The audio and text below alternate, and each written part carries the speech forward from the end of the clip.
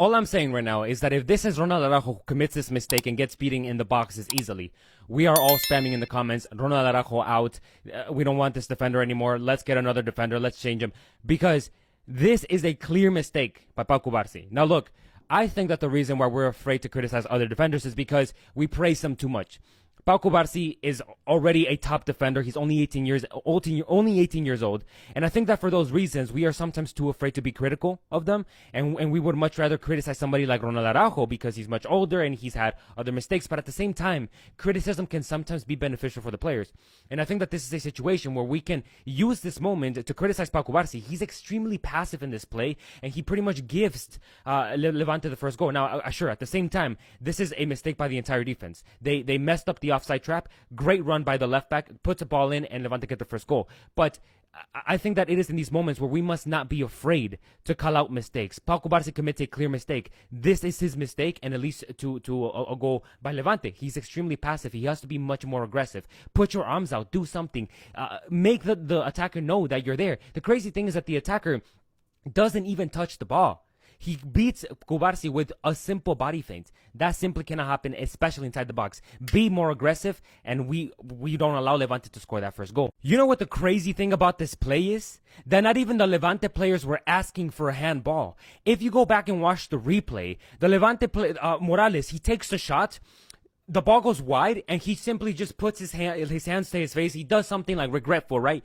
The other players also do the same movements. Nobody's contesting or arguing that this is a handball. It isn't until the referee starts like signaling like, oh, the VAR are calling me. They're telling me that this might be a handball.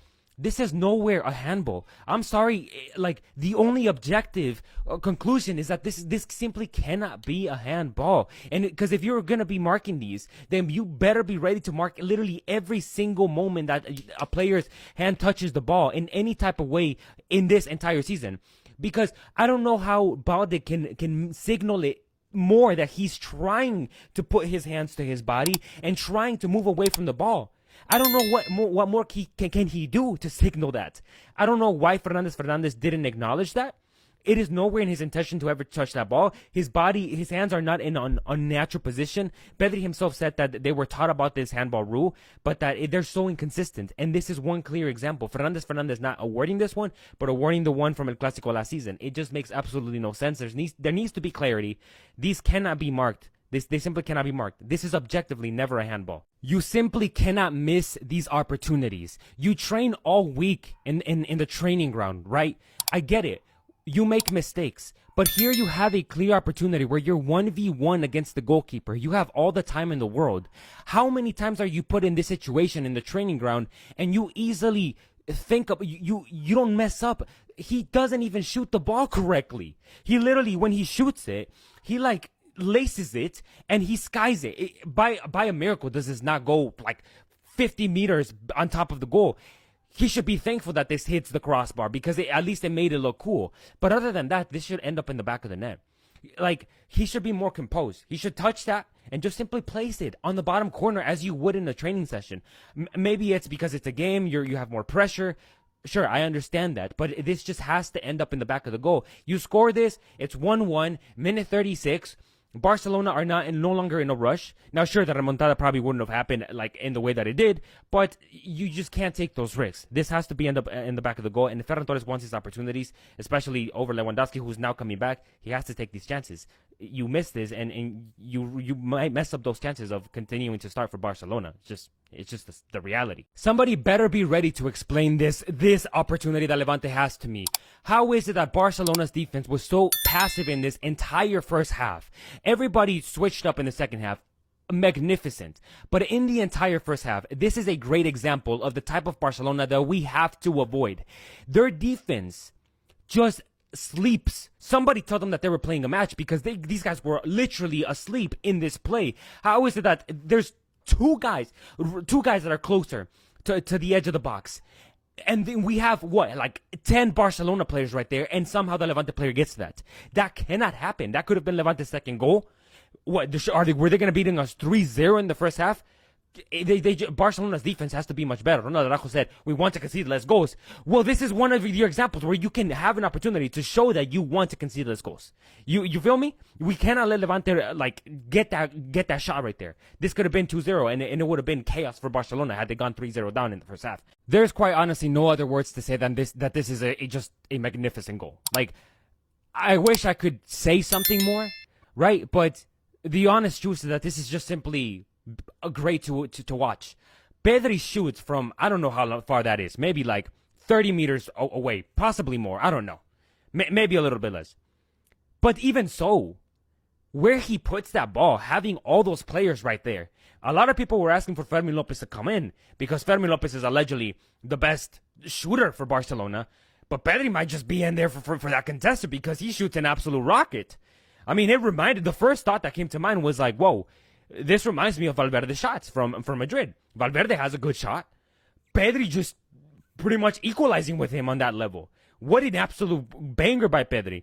Honestly, I wish I could say more, but I just have to kind of sit back and just admire it. It's a great goal by Pedri. What else can I say? Now, from the previous one that Ferran Torres missed, you could say that here he redeems himself because he scores and equalizes Barcelona's match in here after a magnificent cross by Rafinha. Again, Rafinha, I know that Pedri won the man of the match, but there were several players in here that were just pivotal to this Barcelona side today. I think that Rafinha was one of them. Sure, you could say Ferran Torres was another one. Lamine Yamal, he had an iffy game. In the end, he kind of, came up on top because the defender who was on him the whole game got substituted off. Thankfully, I think that was a terrible move by the manager. But Ferran Torres scores his goal. Second goal for him in this La Liga season. Competing up there with Lewandowski. Who's going to be that number 9 for the club? So far, I think it's still unsure. Because Ferran Torres, he does have 2 goals. One goal per game. He's been decent, but he's also been kind of lackey, if that makes sense. He missed an easy opportunity in the first half. He scores this one. Decent performance. I don't think it's the best one by him, but he does the job in the end. And if it's working for Barcelona, then we can continue to try it. But at this moment, I'm still unsure. Maybe you guys can let me know down in the comment sections. Should Ferran Torres continue starting, or should Lewandowski take his position? Let me know. And then obviously Barcelona's winner. A great cross by Lamine Yamal. He makes everything look so simple. There's just no new words that I can say about him. He puts a ball beautiful that the defender just has to do something. And you can almost feel bad for the defender because if he lets that ball go, then our attacker gets it and it likely also ends up in the back of the net. He has to try and do something. And the thing about those balls is that when they're coming at an angle and you're running backwards, and you just simply can't jump and try to header that ball out. You can't do that. You have to try and do something, though. And I think that the defender just, he gets a bad touch, and it ends up in the back of the net. Now, also, you could say at the same time that I think it's Ferran Torres, he maybe, or somebody, he gets in his way, maybe he doesn't see that ball coming in, and it just kind of rebounds off him.